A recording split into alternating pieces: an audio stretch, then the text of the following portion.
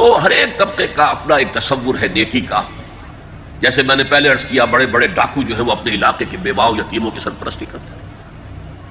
ویسے نہایت درندگی سفاکی انسانی جان کی کوئی حیثیت ہی نہیں. تو نیکی اصل میں کس شے کا نام ہے, کون سی چڑیا کا نام ہے, نیکی حقیقت میں کیا ہے, وہ ہے اس آیت کا مضمون.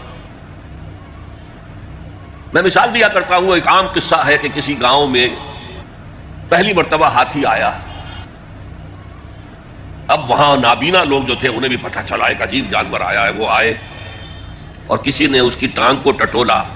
اس نے کہا ہاتھی ایک ستون کے مانند ہے. کسی کا اس کے کان کے اوپر ہاتھ پڑا, اس نے کہا چھاج کے مانند ہے وہ. کسی نے پیٹ کو ٹٹولا, بہت بڑا ڈھول. Charities that soothe and heal and bless are scattered over the feet of man like flowers. یہ تو ان پھولوں کے مانند ہے جو انسان کے قدموں میں پڑے ہوئے ہیں, جس کو چاہے اٹھا لے, جو چاہے اٹھا لے. No mystery is here, no special boon for the high and not for the low. The smoke ascends as high from the hearth of a humble cottage as from that of a haughty palace. دھواں اٹھتا ہے تو ایک کٹیا میں جو چورا جل رہا ہے اس سے بھی اٹھے گا تو جائے گا اوپر, اور محل کا کوئی بہت بڑا کچن ہے تو اس سے بھی اٹھے گا تو اوپر جائے گا. لہذا یہ غریب اور امیر کا فرق نہیں ہے, ہر شخص اس نیکی میں سے حصہ لے سکتا ہے. تمہارے پاس ایک روٹی تھی, تم نے آدھی دے دی کسی مانگنے والے کو, تمہارا حصہ ہو گیا, بہت بڑا حصہ ہو گیا.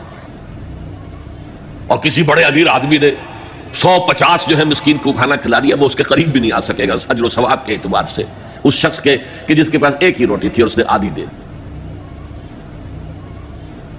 تو بر جو ہے حقیقت میں لیس البر ان تولوا وجوهکم قبل المشرق والمغرب ولكن البر من آمن بالله واليوم الآخر والملائکۃ والکتاب والنبیین. میں بھی ایک زمانے میں اس پر کچھ متردد سا ہوتا تھا, کچھ سوچتا تھا. یہ نیکی کا تعلق تو ہم عمل سے سمجھتے ہیں, یہاں ایمان کی بحث کی کیا. کل عرض کیا تھا سورہ ہود کی آیت کے حوالے سے, کتاب احکمت آیاتہ ثم فصلت من لدن حکیم خبیر. اس کتاب کا یہ وصف ہے کہ اس کی آیات پہلے بہت محکم کی گئی, پختہ, چند الفاظ کے اندر معانی کا, ہدایت کا, حکمت کا, معرفت کا سمندر جو ہے وہ بند کر لیا گیا. پھر انہی کی آہستہ آہستہ تفصیل ہوتی ہے. یہ پہلی تفصیل ہے سورۃ العصر کی. دوسری بات یہ کہ آپ کے علم میں یہ بات آ گئی کہ اس آیت میں ایک خاص قسم کے تصور نیکی کی نفی کی گئی. لیس البر ان تولوا وجوهکم قبل المشرق والمغرب, اور اس کی نفی کے حوالے سے پھر نیکی کا جامع تصور پیش کیا گیا. واقعہ یہ ہے کہ اس پر ایک مکمل کتاب قرآنی اخلاقیات, اس پر ایک مکمل کتاب لکھی جا سکتی ہے. اس کو سمجھنے کے لیے اس پس منظر کو ایک بات سے پہلے ذہن میں بٹھا لیجئے.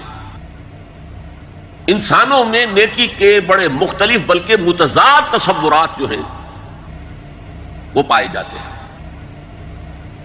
پہلی بات تو بڑی اہم یہ ہے کہ برے سے برا آدمی بھی نیکی کے کسی نہ کسی کام کو سر انجام دے کر اپنے ضمیر کو مطمئن کرتا ہے. میں ڈاکہ تو ڈالتا ہوں لیکن بیواؤں اور غریبوں کی مدد بھی تو کرتا ہوں اپنے علاقے کے. میں فلاں کام تو کرتا ہوں لیکن فلاں مزار پر جا کر میں نے چادر بھی تو چڑھائی ہے, وہاں دیگ بھی تو پیش کی ہے. اس کی وجہ کیا ہے؟ ابھی جس چیز کا ذکر ہو رہا تھا, ضمیر, کانشنس, یہ انسان کی باطنی شخصیت کا ایک بہت اہم جز ہے. ضمیر کا لفظ اس معنی میں قرآن میں نہیں آیا, لیکن قرآنی اصطلاح ہے نفس لوامہ, وہ نفس جو اندر سے ملامت کرتا ہے. دیکھو تم نے جھوٹ بولا, تمہیں جھوٹ نہیں بولنا چاہیے تھا. کسی اور نے ملامت کی یا نہیں کی, تمہارے اندر کوئی شے ہے جو ملامت کر رہی ہے. دیکھو تم نے فلاں شخص کا دل توڑ دیا, یہ اچھا کام نہیں کیا. یہ ہے لوامہ جس کی قسم کھائی گئی, لا اقسم بیوم القیامت ولا اقسم بالنفس اللوامہ.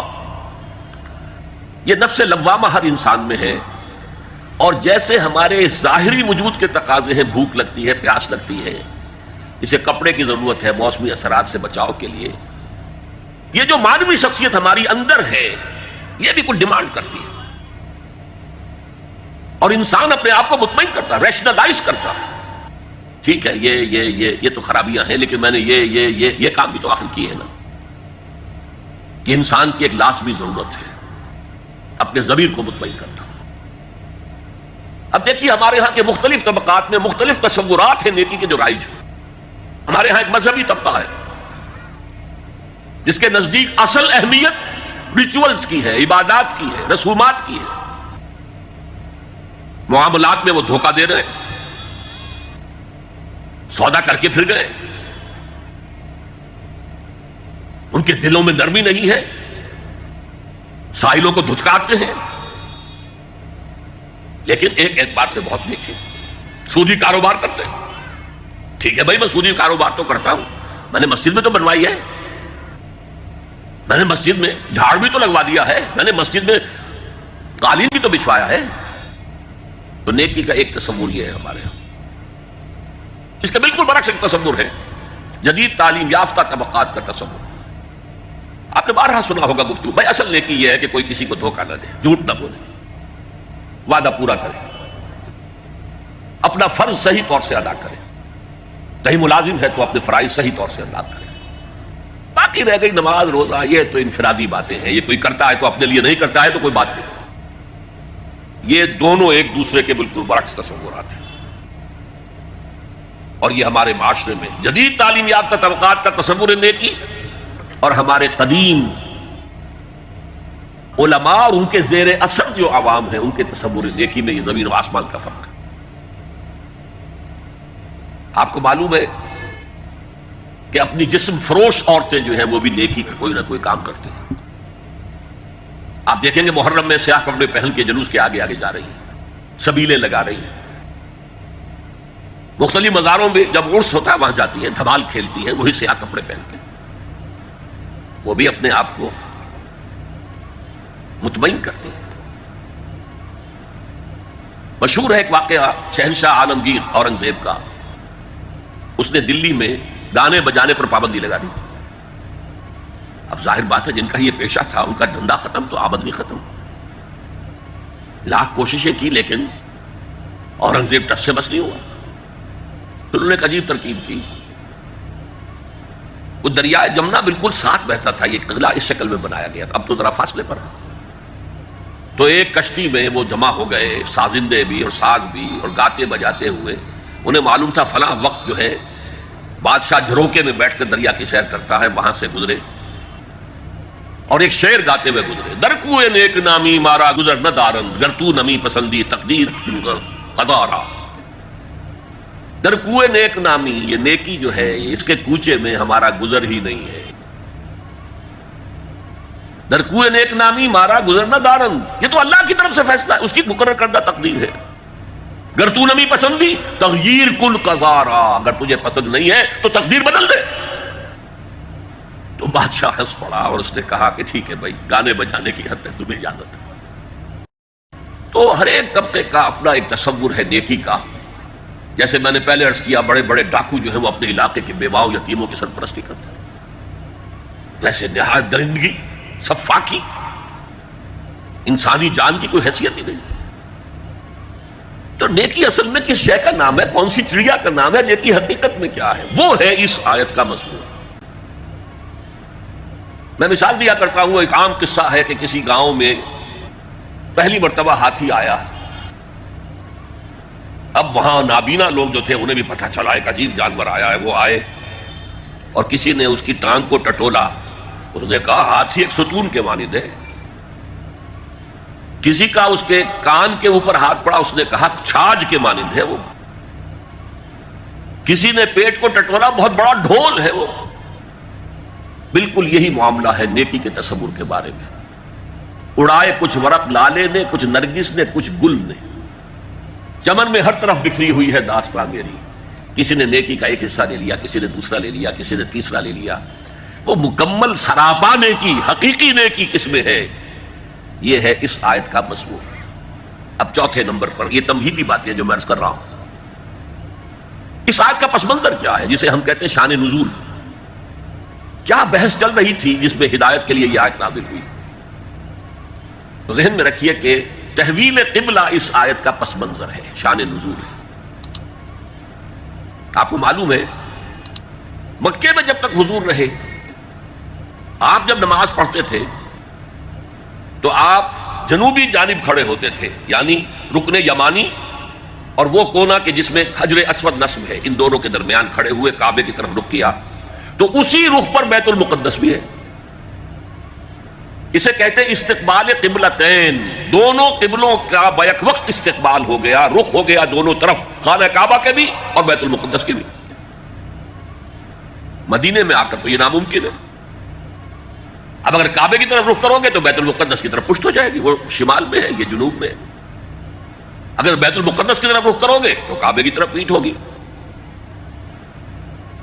لیکن آپ کو معلوم ہے کہ حضور نے 16 یا 17 مہینے مدینے آنے کے بعد بیت المقدس کی طرف رخ کر کے نماز پڑھی۔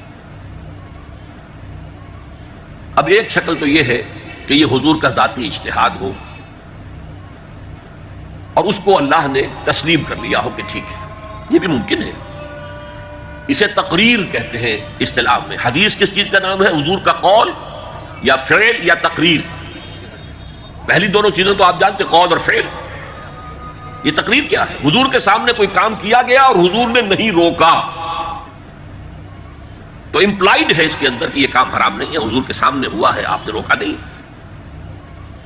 تو اگر یہ ذاتی اجتہاد تھا تو تقریر ہو گئی اس کی اللہ کی طرف سے، لیکن زیادہ غالب پہلو یہ ہے کہ یہ اللہ کے حکم سے حضور نے کیا، اور یہ حکم وحی خفی کے ذریعے سے آیا، اس لیے کہ قرآن مجید میں اس کا ذکر نہیں ہے کہ اللہ نے حکم دیا ہو کہ اے محمد صلی اللہ علیہ وسلم اب آپ اور آپ کے ساتھی بیت المقدس کی طرف رخ کر کے نماز پڑھے، یہ نہیں ہے۔ تو یہ وحی خفی، وحی جلی، وحی خفی، دو قسم کی وحیاں حضور کو ہوتی تھی۔ نبی کے لیے تو وحی خفی بھی وحی جلی کے اسی کے حکم میں ہے، لیکن عام آدمی کا، کوئی ولی اللہ بڑے سے بڑا ہو، اس کی بھی اس کا کشف، اس کا الہام حجت نہیں ہے دین میں۔ بہرحال یہ شاید حضور کو اللہ نے وحی خفی کے ذریعے حکم دیا۔ اس کا ایک بہت بڑا سیاسی فائدہ ہوا حضور کو، اور وہ یہ کہ مدینے میں آ کر آپ کا واسطہ پڑا یہودیوں سے۔ وہ بہت منظم تھے، تعلیم یافتہ تھے، بہت کلچرڈ تھے، ان کے ہاں فقہا تھے، ان کے ہاں مفتی لوگ موجود تھے۔ اگر فوری طور پر تصادم یہود کے ساتھ ہو جاتا تو حضور کے قدم مدینے میں جمنا آسان نہ ہوتا۔ یہ جب آپ نے بیت المقدس کی طرف رخ کر کے نماز پڑھی تو یہودیوں نے سمجھا چلو کوئی بات نہیں، یہ تو ہمارے کیمپ فالوورز ہیں، ہمارے قبلے کا رخ کر رہے ہیں، لہذا فوری طور پر ان کی طرف سے کوئی مخالفت وہ پیش نہیں آئی، اور اس 16 مہینے میں حضور کو اپنے قدم جمانے کا مدینہ منورہ میں پورا موقع مل گیا۔ بلکہ پہلے 6 مہینے اس میں جو ہے بہت ڈیسائسو ہے، 3 کام آپ نے 6 مہینے میں کیے ہیں تو بالآخر بہت ہی زیادہ فیصلہ کن ثابت ہوا۔ نمبر 1 یہ کہ آپ نے مسجد نبوی کی تعمیر کر لی، اب یہی مرکز ہے، یہی درسگاہ ہے، یہی خانقاہ ہے، یہی پارلیمنٹ ہے، یہی دارالمشاورت ہے، یہیں سے فوجیں تیار کی جا رہی ہیں، یہی وفود آ کر پیش ہو رہے ہیں، بہرحال ایک مرکز مہیا ہو گیا۔ نمبر 2 یہ کہ مہاجرین میں اور انصار میں مواخات، ایک مہاجر ایک Ansari, they were declared brothers، یہ تھی انٹیگریشن آف دی سوسائٹی۔ اور تیسرا کام آپ نے یہ کیا اسی دوران میں، جس کا تعلق اس حکمت عملی کے ساتھ بہت گہرا بن جاتا ہے، کہ یہود کو جکڑ لیا ایک معاہدے میں، میثاق مدینہ، کہ اگر مدینے پر کوئی باہر سے حملہ آور آیا تو ہم سب مل کر واحد امت کی حیثیت سے مدینے کا دفاع کریں گے۔ جوائنٹ ڈیفنس آف مدینہ کا پیکٹ ہو گیا، اور یہ چیز بھی حضور کی کامیابی میں بہت فیصلہ کن ثابت ہوئی۔ تو اس اعتبار سے یہ تحویل قبلہ جب پھر ہوئی ہے، اور میں نے جو کہا تھا کہ اللہ نے ہی کوئی حکم دیا تھا وحی خفی کے ذریعے، وہ اس سے ثابت ہوتا ہے کہ نہ صرف بہت سے مہاجرین پر یہ بات شاخ گزر رہی تھی، خود حضور پر بھی شاخ گزر رہی تھی کہ میں پیٹھ کیے ہوئے ہوں کعبے کی طرف۔ چنانچہ قرآن مجید میں یہ آیا ہے، قد نرا تقلب وجهك في السماء، اے نبی ہم آپ کے چہرے کا، نگاہوں کا آسمان کی طرف اٹھنا بار بار دیکھتے رہے ہیں۔ آپ منتظر تھے کہ وقت آئے، حکم آئے، وحی آئے اور میں رخ بدل دوں۔ وما جعلنا القبلة التي كنت عليها الا لنعلم من يتبع الرسول ممن ينقلب على عقبيه، یہ اللہ نے اپنی طرف منسوب کر دیا، اور ہم نے وہ قبلہ جس پر تم اب تک رہے ہو 16 مہینے 17 مہینے یہ مقرر کیا تھا تاکہ دیکھ لیں کہ کون ہے رسول کا اتباع کرنے والے اور کون ہے جو اپنے الٹے پاؤں پھر جانے والے۔ کیا مطلب ہے اس کا؟ مہاجرین مکے سے آئے تھے، ان کے دلوں میں عظمت جو ہے کعبے کی وہ پلی ہوئی تھی اندر ٹھوک ٹھوک کر۔ اب دیکھا اللہ نے حکم نہیں دیا وحی جلی کے ذریعے سے، یہ رسول کا حکم تھا، گویا کہ یہ ایک امتحان ہو گیا کہ کہیں تمہاری حمیت جاہلی، تمہاری محبت جو تمہیں کعبے سے ہے وہ تمہیں اسلام سے پھیر تو نہیں دیتی؟ آیا تم رسول کے حکم کو مقدم رکھتے ہو اور اپنی کسی سابقہ حمیت، جسے حمیت جاہلی ہم کہہ دیں گے، اس کو مقدم رکھتے ہو؟ یہ ایک سخت امتحان تھا جس میں کہ اہل مکہ جو مہاجرین تھے وہ مبتلا کیے گئے، اور خاص طور پر یہ بات کہ رسول کا حکم۔ اسرار احمد کا بیان سننے کے لیے ہمارے چینل کو سبسکرائب کریں۔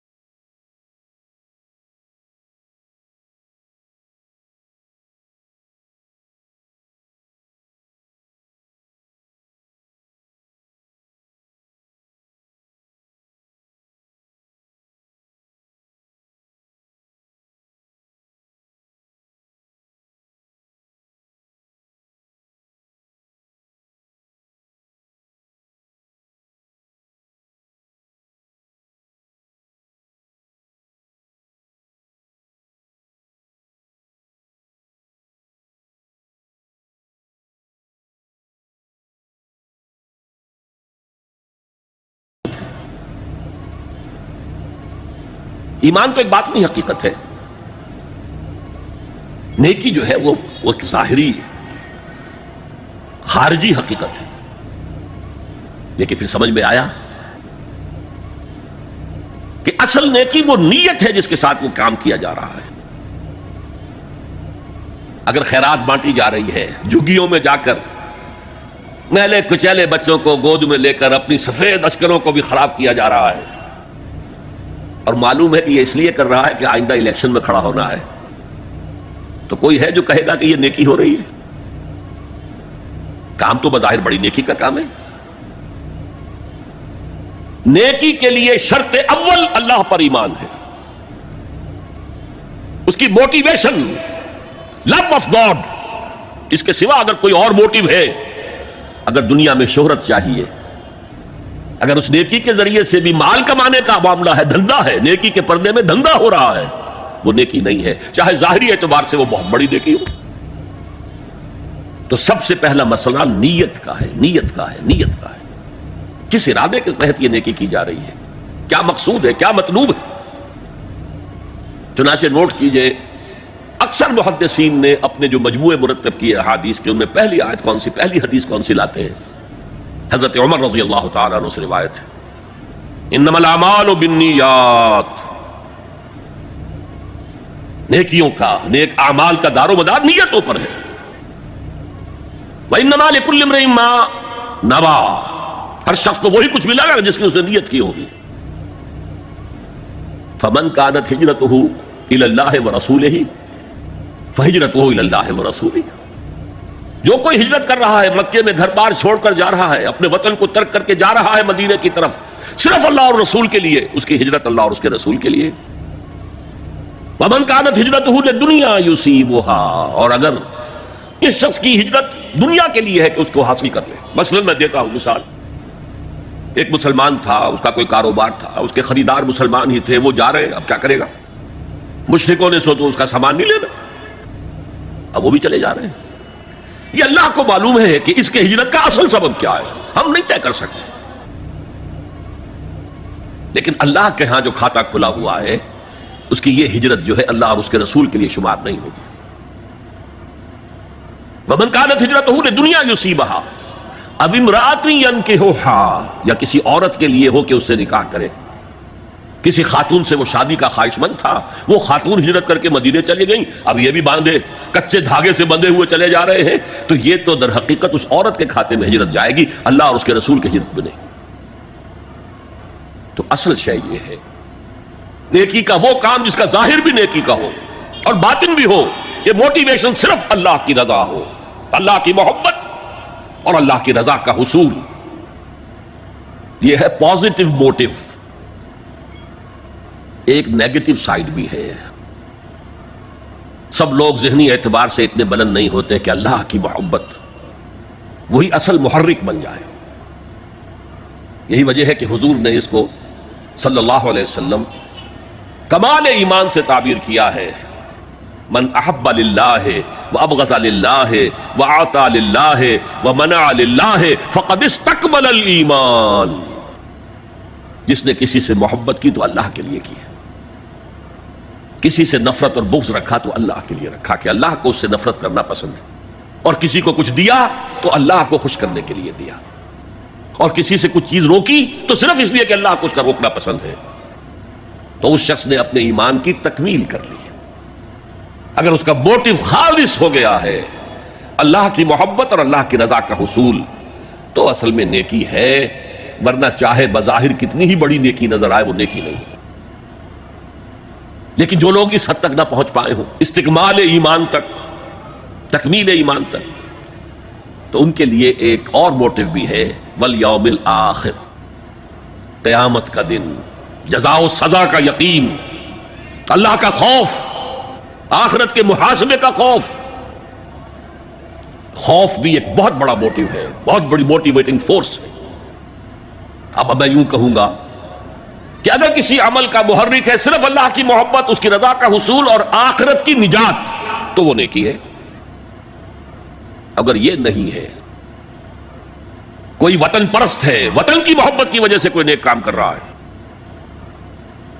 اس کا وہ کام وطن پرستی کے کھاتے میں جائے گا، خدا پرستی کے کھاتے میں نہیں جائے گا۔ کوئی قوم پرست ہے، اپنی قوم کی محبت میں کچھ کر رہا ہے، تو اس کا وہ نیک کام قوم پرستی کے کھاتے میں جمع ہوگا، خدا کی پرستش کے لیے نہیں۔ یہ ہے موٹیو کا فرق، اور یہ ہے موٹیو کی اہمیت، اور اس کا تعلق ہے ایمان باللہ اور ایمان بالآخرہ سے۔ ایک حدیث میں حضور نے فرمایا کہ قیامت کے دن سب سے پہلے 3 اشخاص کا معاملہ پیش ہوگا۔ ایک وہ تھا کہ جو اللہ کی راہ میں جنگ کرتا ہوا مارا گیا تھا، دنیا میں شہید سمجھا جا رہا تھا۔ ایک وہ تھا جسے اللہ نے علم بہت دیا تھا، اور اس نے علم کو پھیلایا، خوب پھیلایا۔ اور ایک وہ جس کو اللہ نے بہت دولت دی تھی، اور اس نے دولت جو ہے نیکی کے کاموں میں، بھلائی کے کاموں میں، غربا، یتامى، مساکین کے لیے خرچ کیا۔ اب اللہ پوچھے گا ان شہید صاحب سے کہ دیکھو میں نے تمہیں صحت دی تھی، جسمانی قوت دی تھی، تم نے کیا کیا؟ وہ کہے گا اے اللہ میں نے تیرے لیے قتال کیا اور اپنی جان دے دی۔ اللہ فرمائے گا کذبتا، تو نے جھوٹ بولا، انک قد قاتلت لأن یقال جریء، تو نے تو یہ جنگ میں حصہ لیا تھا اس لیے کہ تیری شجاعت کا ڈنکا بج جائے، تیری جرأت کی شہرت ہو جائے۔ وقد قیل، وہ کہا جا چکا، اب یہاں تمہارے لیے کچھ نہیں ہے۔ اور فرشتوں کو حکم ہوگا اور اوندے منہ گھسیٹتے ہوئے اس کو جہنم میں ڈال دیں۔ یہی حشر ہوگا اس عالم کا، تو نے وہ نیکی کا کام کیا تھا، لأن یقال عالم، کہا جا چکا دنیا میں، ڈنکا بج چکا تمہاری شہرت کا۔ اب اس میں نوٹ کیجئے، اگر کسی عالم کے علم کا ڈنکا بج جائے، اس کی اپنی نیت وہ نہیں تھی، تو اس کے اندر کوئی خرابی نہیں ہے۔ یہاں معاملہ نیت کا ہے۔ اگر نیت یہ ہو کہ میرے علم کی شہرت ہو جائے، میرے ہاتھ چومے جائیں، مجھے نذرانے پیش کیے جائیں، تو پھر وہی حشر اس کا ہوگا کہ اوندھے منہ گھسیٹ کر جہنم میں ڈال دیا جائے۔ یہی حشر اس سخی کا ہوگا جس نے سخاوت کی تھی اور جس کی سخاوت کے ڈنکے بج گئے تھے، اس کا بھی یہی حشر ہوگا۔ تو انما الاعمال بالنیات، اور یہاں نیکی کی بحث میں سب سے پہلے ولکن البر بر من آمن باللہ والیوم الآخر۔ اب جو والملائکۃ والکتاب والنبیین، ان تینوں کو جمع کر لیجئے، اس سے مراد ہے نبوت اور رسالت۔ ملائکہ وحی کا ذریعہ ہیں جو انبیاء تک لے کر آتے رہے، اس وحی کا جو ریکارڈ مرتب ہوا وہ کتابیں ہیں، اور جن پر وہ وحی آئی وہ نبی ہیں۔ ان تینوں کو جمع کر لیجئے، رسالت، ایمان باللہ، ایمان بالآخرہ، اور ایمان بالرسالت۔ اب اس کا تعلق کیا ہے نیکی کے ساتھ؟ یہ ذرا گہری بات ہے۔ دیکھیے نیکی کا جذبہ بھی، جو انسان کے پیشنز ہوتے ہیں وہ اندھے بہرے ہوتے ہیں۔ پیشنز، جذبات، نیکی بھی ایک جذبہ ہے۔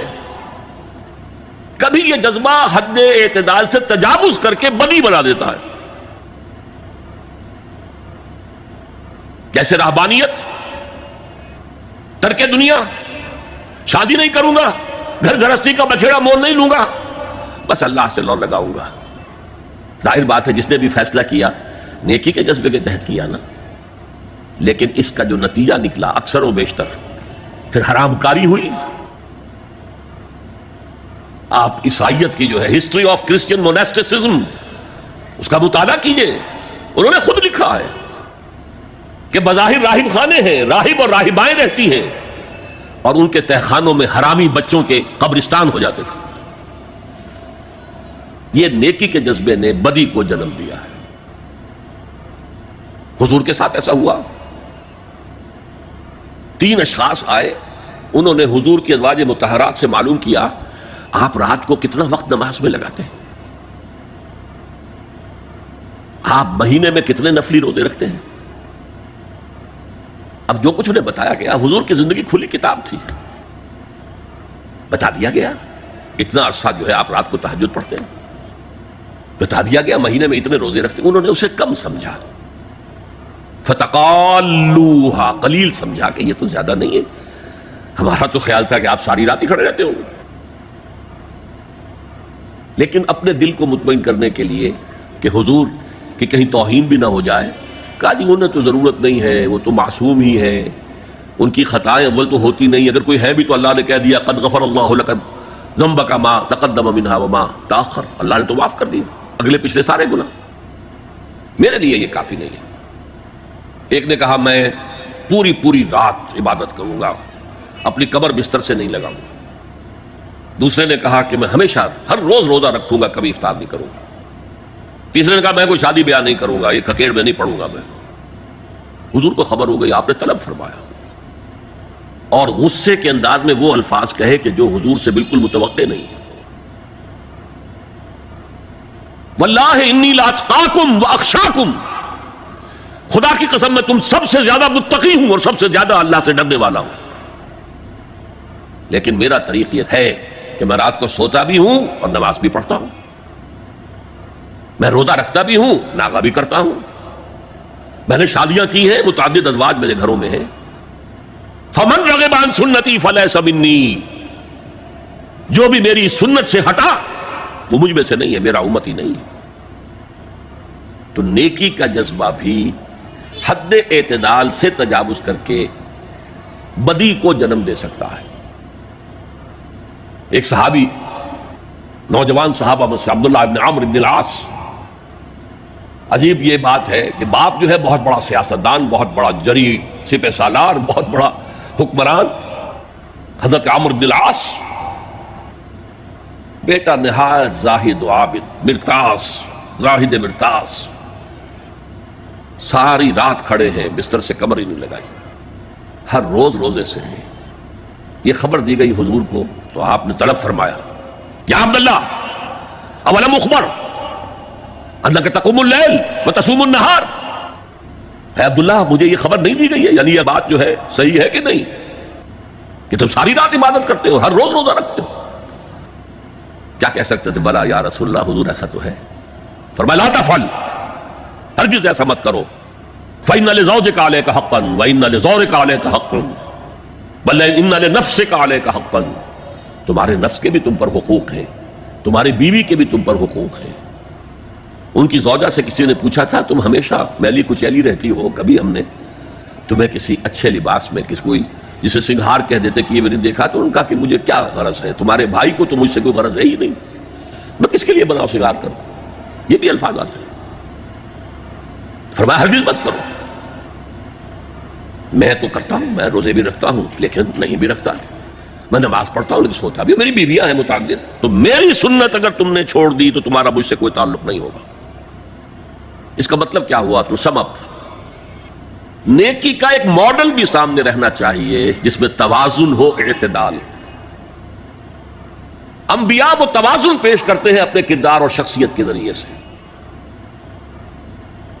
وہ جو فرمایا گیا لقد کان لکم فی رسول اللہ اسوۃ حسنہ، تمہارے لیے اللہ کے رسول کی شخصیت میں ایک اچھا نمونہ ہے، یہ نمونہ معتدل ہے، متوازن ہے۔ حضرت عائشہ فرماتی ہے حضور ہمارے مابین تشریف فرما ہوتے تھے، پیار اور محبت کی باتیں بھی ہوتی تھیں۔ حضور ہمارے ہاں کے جو ذرا زیادہ دیندار، جنہیں زیادہ مسالہ لگ جاتا ہے، وہ کرخت مزاج کے گھروں میں بھی معلوم ہوا داخل کیا ہوا قیامت آ گئی ہے، تو اس طرح کا نہیں تھا معاملہ، اپنی بیویوں کی دل جوئی، ان سے محبت اور پیار کی باتیں۔ لیکن حضرت عائشہ فرماتی ہے کہ ہمارے درمیان بیٹھے ہوتے تھے اور پیار و محبت کی گفتگو ہو رہی ہوتی تھی، اذان کی آواز آتے ہی ایسے ہی اٹھ کر چل دیتے تھے جیسے ہمیں جانتے بھی نہیں کہ ہم کون ہیں۔ یہ توازن پیدا کرو، ترک دنیا نہیں، دنیا میں رہو اور پھر وہ کردار پیش کرو جو محمد نے پیش کیا صلی اللہ علیہ وسلم اور آپ کے صحابہ نے پیش کیا۔ دنیا میں رہتے ہوئے ترک دنیا اس معنی میں دنیا مقصود نہ بن جائے، مطلوب نہ بن جائے۔ لا مقصود الا اللہ، لا مطلوب الا اللہ، لا محبوب الا اللہ۔ تو یہ ہے اس نیکی کی بحث میں ایمان بالرسالت کا معاملہ۔ اب آگے چلتے ہیں۔ وَآتَ الْمَالَ عَلَىٰ حُبِّهِ، اور دیتا ہے وہ اپنا مال، یا دیا اس نے اپنا مال اس مال کی محبت کے باوجود، علی الرغم۔ جن حضرات نے ترجمہ کیا ہے کہ اللہ کی محبت کی وجہ سے ہی اللہ کی محبت میں وہ مال دیتے ہیں، یہ غلط ہے۔ جو بحث ہو چکی ہے، موٹیویشن تو ان کی درست ہو گئی، ایمان باللہ، ایمان بالآخرہ سے، اب آگے اس کے تکرار کی ضرورت نہیں ہے۔ اور عربی میں کسی کی محبت میں کوئی شے آئے تو فی یا لام آئے گا، علی آتا ہے مخالفت کے لیے، علی الرغم، مال محبوب ہے، کس کو نہیں ہے؟ زین للناس حب الشہوات من النساء والبنین والقناطر المقنطرۃ من الذهب والفضة والخیل المسومۃ والانعام والحرث۔ انسان کی سرشت کو اللہ سے زیادہ جاننے والا کون ہے؟ وہ فرما رہا ہے، سورہ آل عمران کی آیت ہے، مزین کر دی گئی ہے انسانوں کے لیے محبت بیویوں کی، بیٹوں کی، اور ڈھیروں مال کی، سونے کی اور چاندی کی، اور گھوڑے وہ کہ جو پیڈگری والے ہوں اور جو بہت اعلیٰ نسل کے ہوں، خیل المسومہ نشان زدہ گھوڑے، اور مال ہو، بھیڑیں بکریوں کو گلے کے گلے ہوں، اور گائے اور بیل ہوں، اور یہ ساری چیزیں محبوب ہیں۔ اس محبت کے خلاف عمل کرتے ہوئے مال خرچ کرنا، تبھی تو مجاہدہ ہے۔ تو جیسے اردو میں ہم علی الرغم کہتے ہیں، علی الرغم، باوجود اس کی محبت کے وہ خرچ کرتے ہیں۔ اب یہاں جو اصل نوٹ کرنے کا نقطہ ہے وہ کیا ہے؟ دیکھیے، اسلام کا جو نظام ہے دنیاوی، اس میں ایمان کے بعد پہلی شے نماز ہے۔ وہ جو کہا گیا ہے کہ قیامت کے دن سب سے پہلا محاسبہ نماز کا ہوگا، اور جب ہماری مسجدوں کے اندر لکھے ہوتے تھے فارسی کے اشعار، روز محشر کے جاں گداز بود اولی پرسش نماز بود، اسی طریقے سے نماز کا معاملہ جو ہے وہ پہلے کیوں نہیں آیا؟ نماز کا بعد میں آ رہا ہے۔ آت المال علی حبہ ذوی القربى والیتامى والمساکین وابن السبیل والسائلین وفی الرقاب، کتنا دور لے گئے، واقام الصلاۃ وآتى الزکاۃ۔ یہ ہے ترتیب کے اعتبار سے جو میں نے عرض کیا تھا۔ یہاں عنوان کیا ہے؟ یہاں نیکی کی حقیقت عنوان ہے، اس کی روح ایمان ہے، اور اس کا ظاہر اس میں سب سے پہلے انسانی ہمدردی، اور اس ہمدردی کی بنا پر وہ مال جو بہت محبوب ہے خرچ کرنا، درد دل کے واسطے پیدا کیا انسان کو، ورنہ طاعت کے لیے کچھ کم نہ تھے کروبیاں۔ اگر یہ نہیں ہے تو کچھ نہیں۔ حضور نے فرمایا من یحرم الرفق فقد حرم الخیر کلہ، جو شخص دل کی نرمی سے محروم ہو گیا وہ کل کے کل خیر سے محروم ہو گیا۔ کسی کو دکھ میں دیکھو اور اس پوزیشن میں ہو کہ تم اس کا کوئی مداوع کر سکو اور نہ کرو، پھر تم چاہے مفسر ہو، محدث ہو، نیک نہیں ہو، تم عابد ہو سکتے ہو، زاہد ہو سکتے ہو، تم مفسر ہو سکتے ہو، محدث، نیک نہیں ہو سکتے۔ من یحرم الرفق، رفق کہتے ہیں نرمی، رفیق ہمارا ساتھی، دم ساز۔ ظاہر بات ہے آپ کو دکھ ہوگا، آپ کے رفیق جو ہے اس کے اپنے دل میں محسوس کرے گا آپ کے درد کو۔ ہمدرد کسے کہتے ہیں؟ ہمدرد، ان کا درد مشترک ہے۔ ہم عصر ایک زمانے کے لوگ، ہم جماعت ایک جماعت میں پڑھنے والے، ہم درد، خنجر چلے کسی پہ تڑپتے ہیں ہم امیر، سارے جہاں کا درد ہماری جگر میں ہے۔ اگر یہ رفق نہیں ہے، اگر یہ ہمدردی نہیں ہے، اگر کسی کو دکھ میں دیکھ کر آپ تڑپ نہیں اٹھتے، اگر اس کی مدد کرنے پر قادر ہو اور نہیں کرتے تو کل خیر سے محروم ہے۔ پڑھے جاؤ نمازیں اور تہجدیں، کچھ حاصل نہیں ہوگا۔ اس پر جو آخری آیت قرآن کی ہے، لن تنالوا البر حتى تنفقوا مما تحبون، اس سے زیادہ کیٹیگوریکل سٹیٹمنٹ اور کیا چاہیے؟ لن کے ساتھ جو نفی ہوتی ہے فعل مضارع میں، انتہائی موقت، ہرگز نہیں پہنچ سکتے نیکی کے مقام کو جب تک کہ خرچ نہ کرو ان میں سے جو چیزیں تمہیں پسند ہیں۔ قمیض پھٹ گئی ہے، بوسیدہ دے دو کسی کو، یہ نہیں ہے خیرات و صدقات، بلکہ جو تمہیں محبوب ہو۔ لن تنالوا البر، بر کے مقام تک نہیں پہنچ سکتے۔ پھر میں کہہ رہا ہوں، عابد ہو سکتے ہو، زاہد ہو سکتے ہو،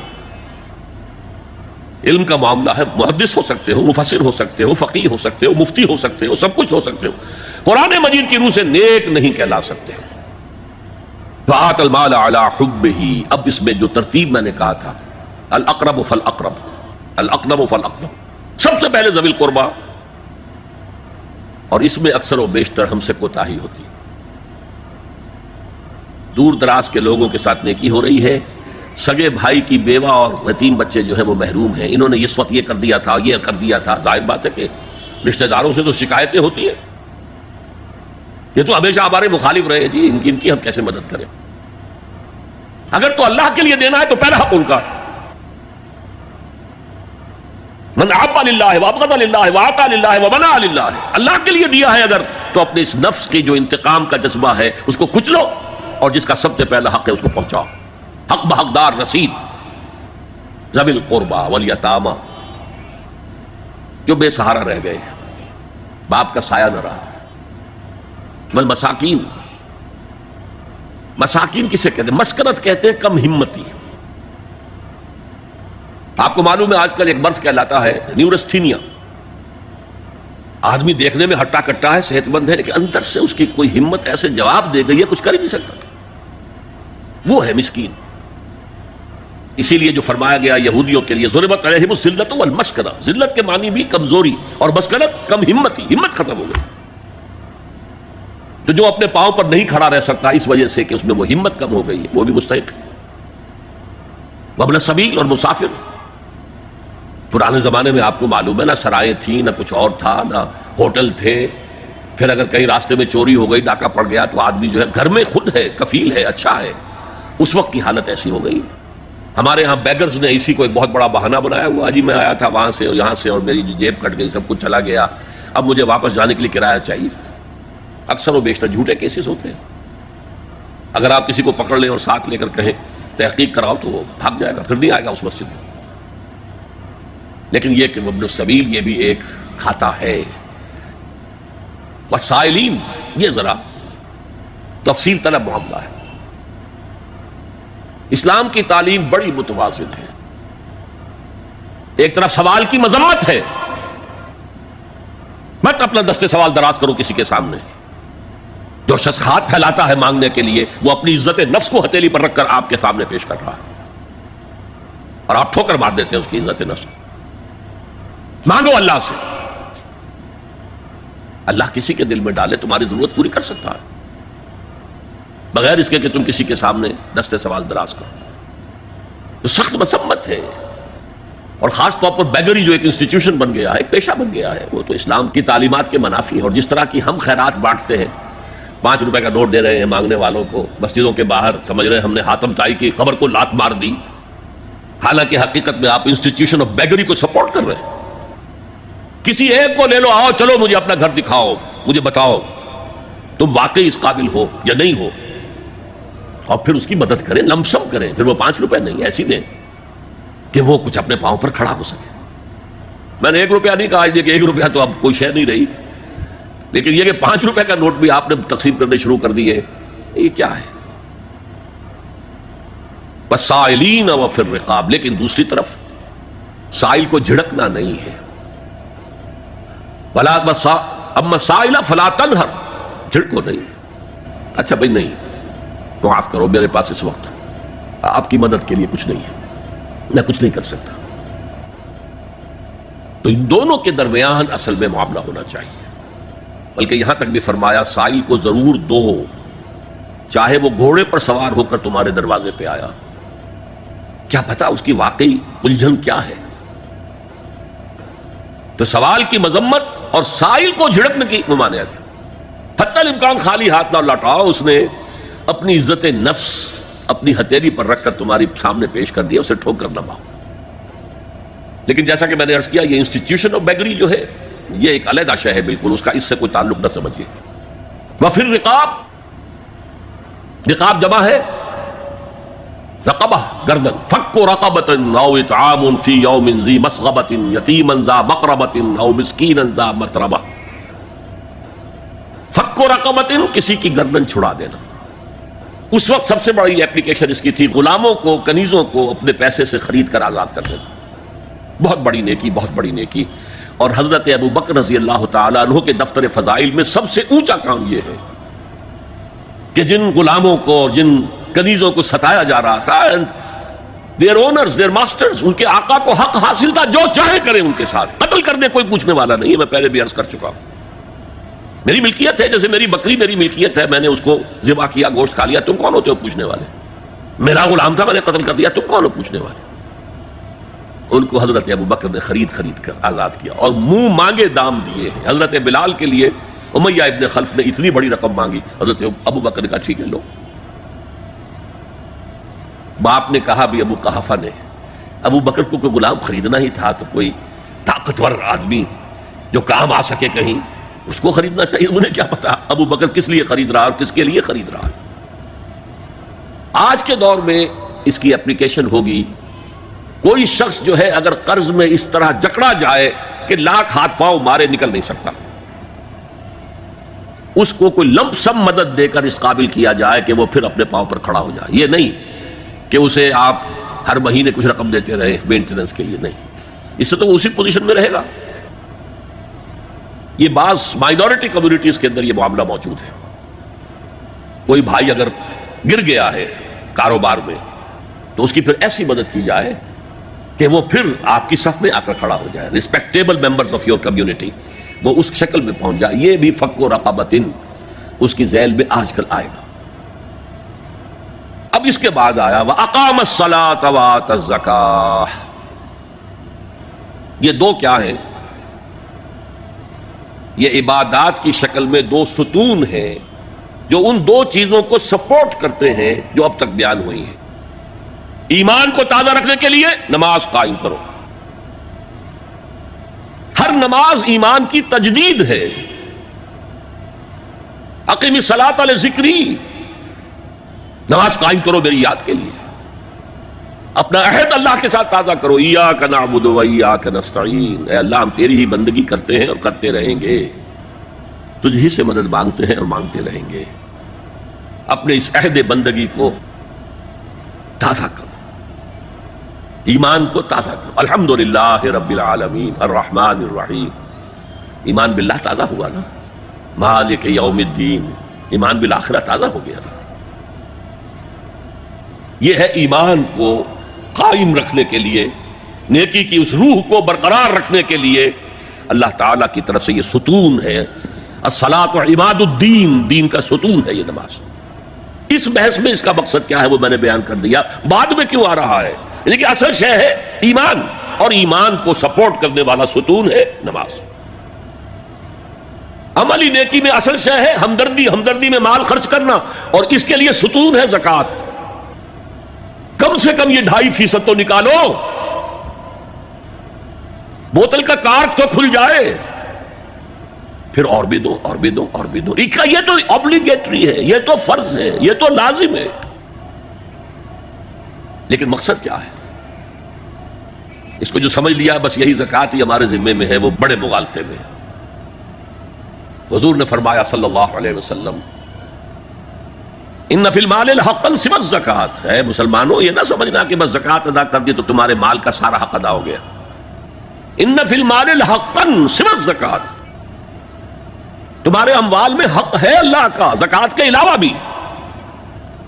اور پھر آپ نے یہ آیت پڑھی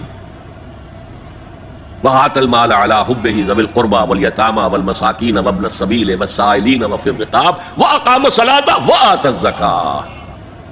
یہاں آتا زکوٰۃ تو ہے ہی ہے، اس سے پہلے جو آ رہا ہے یہ سرپلس ہے، اس سے آگے کی بات ہے، یہ ایڈیشنل ہے. اسی لیے جب انفقوا انفقوا انفقوا انفقوا انفقوا کی جو تکرار ہوتی ہے قرآن مجید میں، تو ایک جگہ پھر سوال کیا صحابہ نے کتنا خرچ کریں حضور؟ فرمایا قل العفو، کہہ دو جو بھی ضرورت سے زائد دے ڈالو. Don't accumulate, don't retain any thing. ایک بات آپ سے کہوں، آپ کچھ چونک جائیں گے. حضور نے کبھی زکوٰۃ دی؟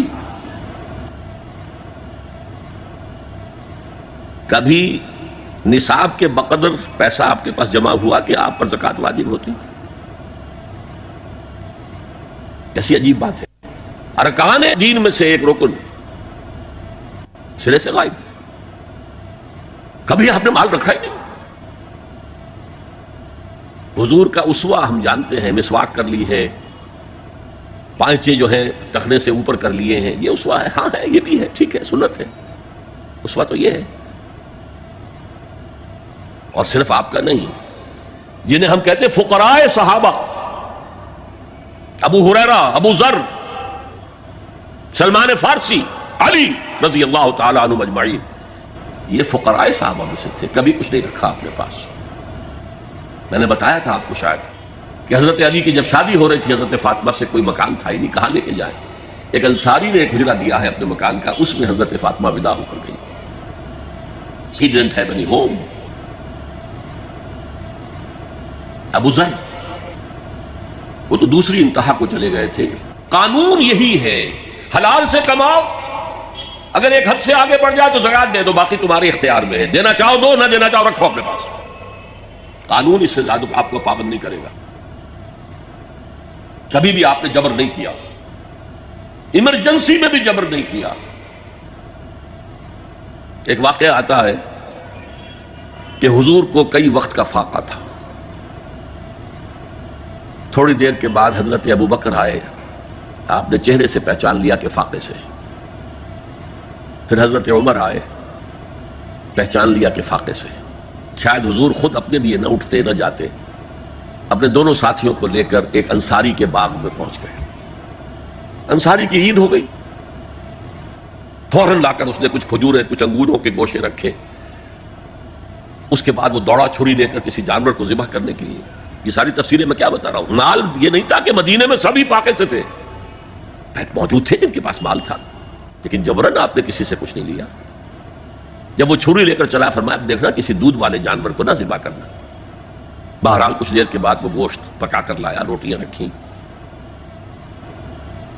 اس کے بعد حضور نے ایک روٹی پر چند بوٹیاں رکھ کر کہا یہ عائشہ کو دے آؤ، اسے بھی کئی وقت کا فاقہ ہے.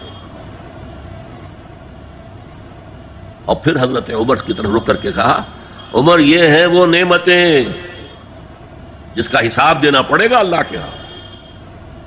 وَأَمَّا بِنِعْمَةِ رَبِّكَ فَحَدِّثْ، اور یہ جو فرمایا گیا الہاکم التکاثر میں نعمتوں کا حساب لیا جائے. وَلَا تُسْأَلُنَّ يَوْمَئِذٍ عَنِ النَّعِيمِ، فرمایا یہ نعمتیں ہیں. یہ ہے اصل میں انفاق کا معاملہ آپ کے اس پر چھوڑ دیا گیا ہے. جتنا بھی آپ میں جذبہ ہے، جتنا بھی آخرت کا یقین ہے، اتنا ہی آپ پسند کریں گے کہ آخرت کے بینک میں جمع کرائیں، یہاں کے بینکوں میں کیوں جمع کرائیں. یہاں کتنا دے دیں گے آپ کو؟ 10%، 20%. وہاں 700% ملتا ہے. 700% نہیں، 7000، 700 گنا.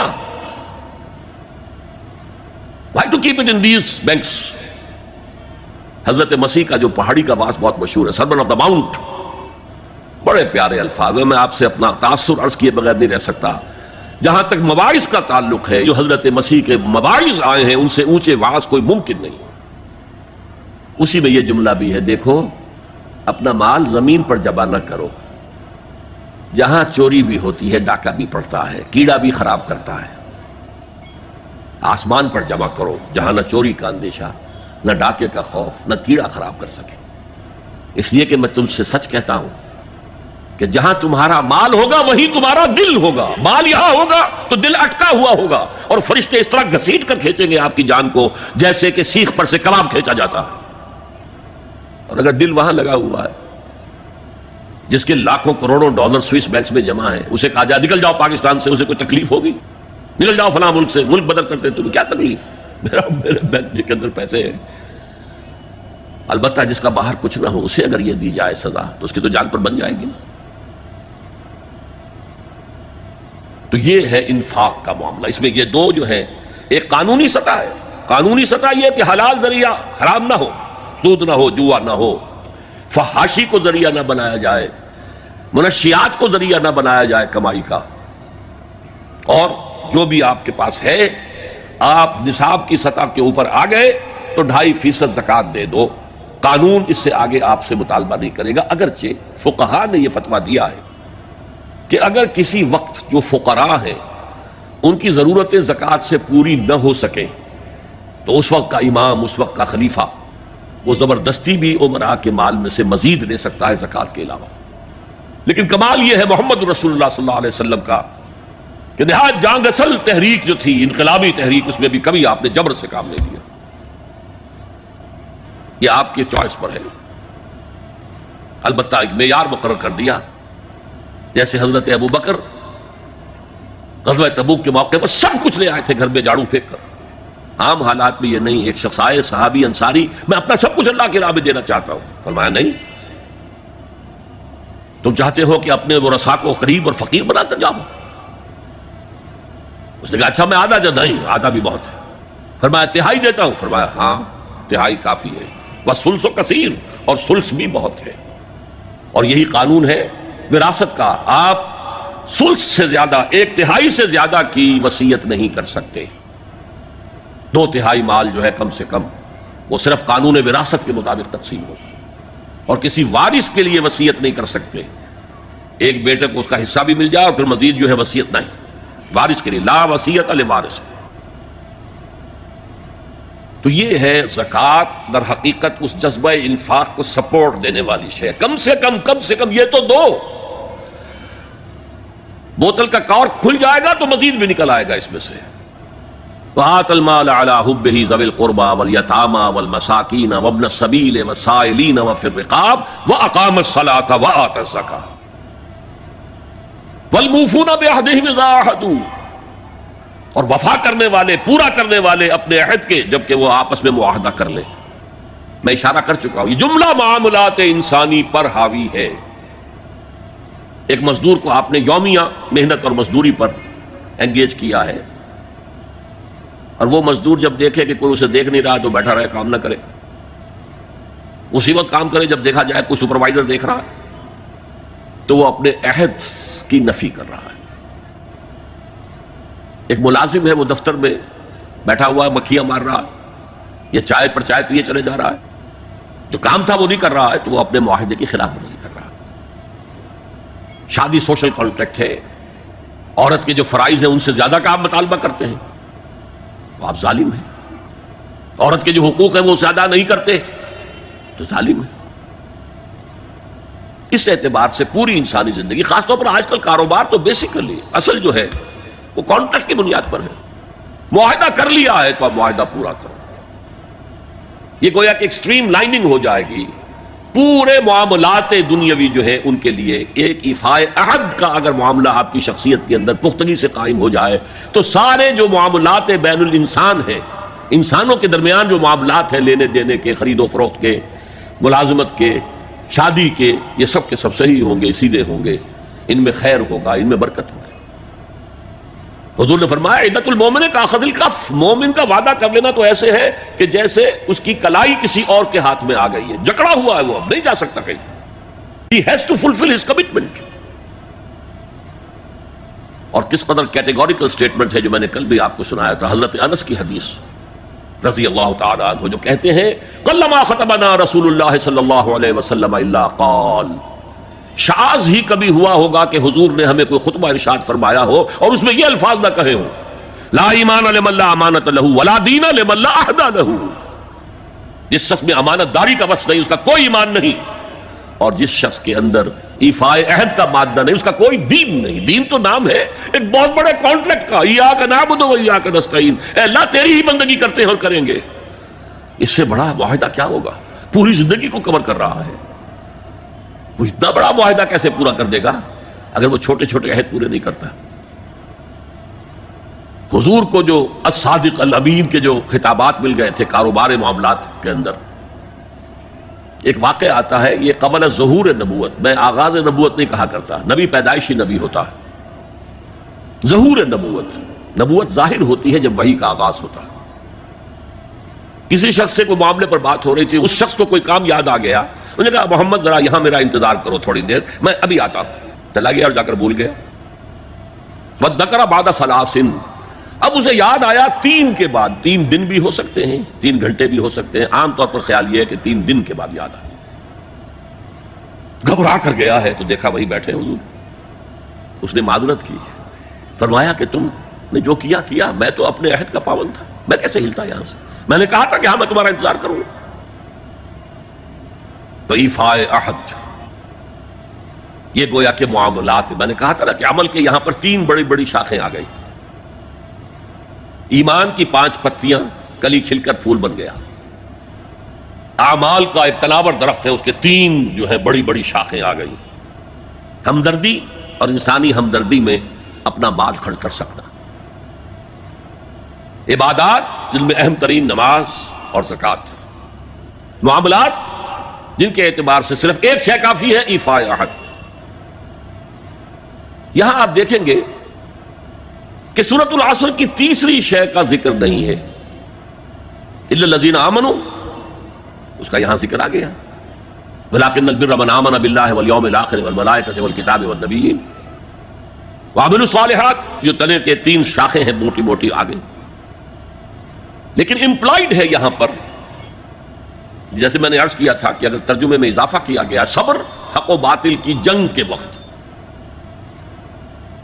یہاں جس صبر کا ذکر ہو رہا ہے وہ صبر علی الطاعہ نہیں ہے جو میں نے کل بیان کیا تھا، صبر علی المعصیہ نہیں ہے جو میں نے کل بیان کیا تھا، وہ صبر ہے اللہ کی راہ میں صبر، اللہ کی راہ کی جد و جہد کرتے ہوئے اگر فقر و فاقہ کی کیفیت ہو جائے، جیسے پورا بنی ہاشم کا قبیلہ جو ہے وہ 3 سال تک نظر بند رہا ہے شعب بنی ہاشم کے اندر، اور گھاٹی کے دونوں طرف پہرا تھا کہ کوئی خوراک اندر نہ جانے پائے. ایسا وقت بھی آیا ہے کہ بنو ہاشم کے چھوٹے چھوٹے پھول ایسے بچے بلک رہے ہیں بھوک سے، اور اس کے سوا کچھ نہیں کہ سوکھے چمڑے ابال کر اس کا پانی ان کے حلق میں ٹپکا دیا جائے. یہ اللہ کی راہ میں صبر ہے. غزوہ احزاب میں جو ہوا ہے پیٹوں پر پتھر باندھے گئے، اور حضور نے اپنے شکم مبارک پر 2 پتھر باندھے ہوئے. غزوہ تبوک میں جو ہوا ہے کہ 3 مجاہدوں کا 1 دن کا راشن 1 کھجور، پہلے ایک نے اپنے منہ میں رکھ کر کچھ دیر چوسی، پھر دوسرے کو دے دی، اس نے چوسی، پھر تیسرے کو دی. تو اس لیے والصابرین، اور یہ میں عرض کر چکا ہوں، یہ مفعول کی حیثیت سے کیوں آیا؟ خاص طور پر ایمفسائز کرنے کے لیے. صابرون نہیں آیا، والصابرین، اخص بذکر الصابرین.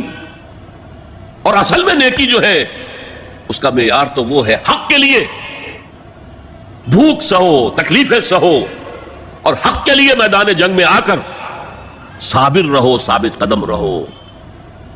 اس کا کیا مطلب ہے؟ یہاں بیسیکلی ڈیفرنشیٹ ہو گیا ہے ایک خانقاہی تصور نیکی کا، ذکروں کے ذریعے، مراقبوں کے ذریعے اپنے آپ کو مانجے جاؤ مانجے جاؤ مانجے جاؤ، پھر وہ جو جن کو مانج دیا گیا ہے وہ دوسروں کو مانجھے مانجھے مانجھے، مانجنا ہی چلا ہے، آگے نہیں. میدان میں آ کر باطل کو چیلنج کرنا یہ نہیں ہے ہی نہیں. اور شیطان خوش ہوتا ہے، ہنستا ہے کہ اچھا لگا، مست رکھو ذکر و فکر صبح گاہی میں اسے، اور پختہ تر کر دو مزاج خانقاہی میں اسے، تاکہ اصل جو ہے میدان وہ میرے لیے کھلا چھوڑ کر لگے رہے. نہیں، اصل کرائیٹیرین آپ کی صداقت کا، آپ کی نیکی کا، تواصوا بالحق وتواصوا بالصبر.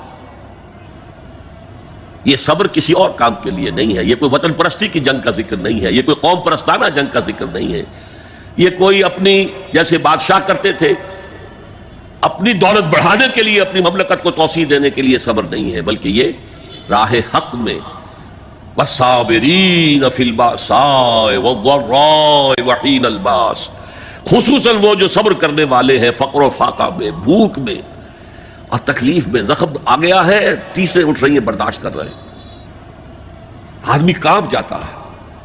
معاذ اور معوذ جو 2 نوجوان تھے جن کو حضور نے تو کہا تھا تم ابھی کم عمر کے ہو، تم جاؤ واپس چلے جاؤ، لیکن ان میں سے جو بڑا تھا اس نے کچھ کہا حضور سے تو حضور نے مان لیا، چلو ٹھیک ہے تم آ جاؤ. چھوٹے نے کہا حضور میں اسے پچھاڑ سکتا ہوں. آپ نے کشتی کرائی، اس نے پچھاڑ دیا کہ اچھا بھائی آ جاؤ، تم بھی آ جاؤ. انہی میں سے ایک کا ہے، میں بھول رہا ہوں ان کا نام، ان کے ایک شانے کے اوپر تلوار کا وار پڑا، پورا شانہ کٹ گیا، کوئی ایک تسمہ، کوئی ایک ٹینڈن لگا رہ گیا کسی. اب وہ ہاتھ جو ہے وہ لٹک رہا ہے، وہ دوسری ہاتھ سے تلوار چلا رہے ہیں لیکن یہ رکاوٹ ڈال رہا ہے. انہوں نے اپنے ہاتھ کو اپنے پاؤں کے نیچے رکھا، زور سے جھٹکا دیا اور اس بازو کا علیحدہ کر کے پھینک دیا. اور میں سچ کہتا ہوں انہیں کوئی درد محسوس نہیں ہوا ہوگا. وہ جذبہ جو ہوتا ہے وہ انسان سے سب کچھ کرا دیتا ہے جس کا آپ تصور نہیں کر سکتے. والصابرین فی البأساء والضراء وحین الباس، اور جنگ کے وقت حق و باطل کی جنگ، وہ جنگ جو ہے زرپرستی کی نہ ہو، ملک گیری کا نہ ہو، وہ حق کے کلمے کو بلند کرنے کے لیے ہو، انسانوں کو ملوکیت کے شکنجے سے نجات دلانے کے لیے ہو، انسانوں کو کیپٹلزم کے جنگل سے اور اس کے چنگل سے نجات دلانے کے لیے ہو، وہ جنگ جو حق کے لیے ہو. اس میں ثابت قدم رہنا، یہ صبر کی سب سے اونچی منزل ہے، اور یہ نمایاں ترین فرق ہے اسلام کے تصور نیکی میں اور جو آپ دنیا میں دوسرے، چاہے وہ بدھ مت کا تصور ہو، اور چاہے وہ کسی اور کا تصور ہو، اور چاہے وہ صوفیانہ تصور ہمارے ہاں کا ہو، چاہے وہ کرسچین موناسٹسزم کا تصور، ان سب سے جو فرق ہے وہ یہ ہے کہ جہاد فی سبیل اللہ چوٹی پر ہے، دیٹ از دی پیک۔ حضور نے اسے کہا ضربۃ السنام منہ الجہاد فی سبیل اللہ، ہمارے دین کی حقیقت جو ہے اس میں اس کی چوٹی جو ہے وہ اللہ کی راہ میں جہاد ہے۔ لیکن میں کسی موقع پر جہاد کے بارے میں جو مغالطے خود ہم نے پیدا کیے ہیں، جس کی بنا پر اغیار نے پھر جو ہے اس کے خلاف مہم چلائی ہے، میں کوشش کروں گا کہ اس سیریز کے اندر میں اس مضمون کو لے آؤں۔ ہم دوسروں کا شکوہ کیا کریں، غلطی ہماری اپنی ہے، ہم نے جہاد کو بدنام کیا دنیا کے اندر، اس لیے کہ جہاد کا صحیح تصور ہمارے سامنے ہے ہی نہیں۔ بہرحال یہ حضور کے زمانے میں جنگیں ہوئی ہیں، دین حق کو غالب کرنے کے لیے آخری مرحلہ آیا ہے قتال کا، جنگوں کا۔ تو والصابرین فی الباساء والضراء وحین البأس اولئک الذین صدقوا، یہ ہیں وہ لوگ جو سچے ہیں، بر اور نیکی کا اگر دعویٰ کریں تو انہیں حق ہے، لیکن یہ پوری شخصیت، پورا سراپا، جسے آپ کہتے ہیں این آرگینک ہول، ان آرگینک چیزوں کو آپ کاٹ کے اس کے حصے بکھرے کر سکتے ہیں، آرگینک چیز کاٹیں گے ختم ہو جائے گی، زندگی نہیں رہے گی اس میں۔ آرگینک ہول، اس کا ہر جز لازم ہے، اس کے روح ایمان ہے جو موٹیویشن کو درست کرتی ہے، اس کے اعمال کا ذکر آ گیا۔ اور چوٹی، اسی لیے سورہ صف میں فرمایا ان اللہ یحب الذین یقاتلون فی سبیلہ صفا کانہم بنیان مرصوص، اللہ کے محبوب تو وہ بندے ہیں جو اس کی راہ میں جنگ کرتے ہیں ایسی صفیں باندھ کر گویا کہ سیسا پلائی ہوئی دیوار ہے۔ آج کل ہم کہیں گے جیسے کہ ری انفورس کنکریٹ کی وال ہے، اس وقت وہ سیسا پلا دیا کرتے تھے درزوں کے اندر، اس دیوار کی مانند کھڑے رہے جس میں کوئی رخنہ نہ پیدا کیا جا سکے۔ یہی اسلوب اختیار کیا ہے اقبال نے اپنے ایک شعر میں، محبت مجھے ان جوانوں سے ہے ستاروں پہ جو ڈالتے ہیں کمند، ان اللہ یحب الذین یقاتلون فی سبیلہ صفا کانہم بنیان مرصوص۔ محبوبیت خداوندی کا مقام یہ ہے۔ اور جیسا کہ میں نے عرض کیا تھا شروع میں، ایک تو نفع ہوتا ہے، ایک بونس، ایک تنخواہ، ایک بونس۔ مضمون تو تھا بر کے بارے میں، لیکن یہاں فرمایا یہی متقی بھی ہیں۔